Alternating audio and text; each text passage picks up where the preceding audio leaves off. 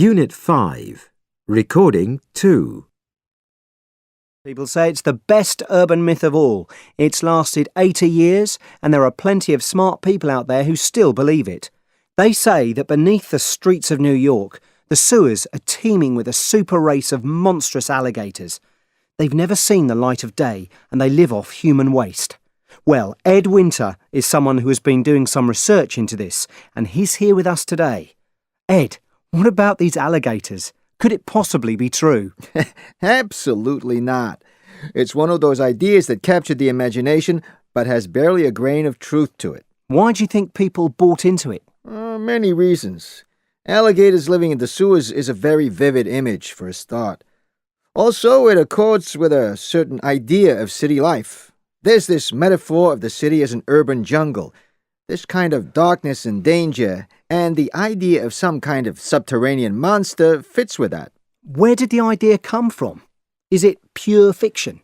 Strangely enough, no. Back in the 1930s, there was a trend for wealthy New Yorkers to bring back baby alligators from their holidays in Florida as pets.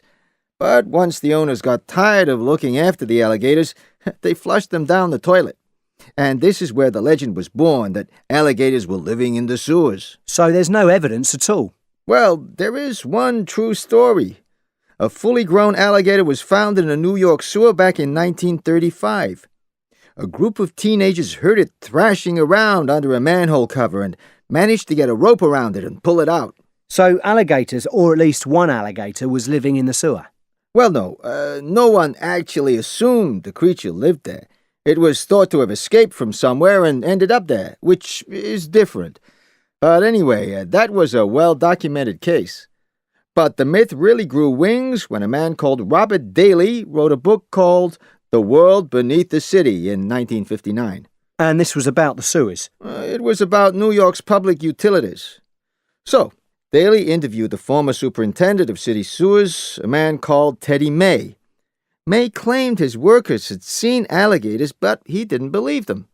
So, May himself went down there to investigate.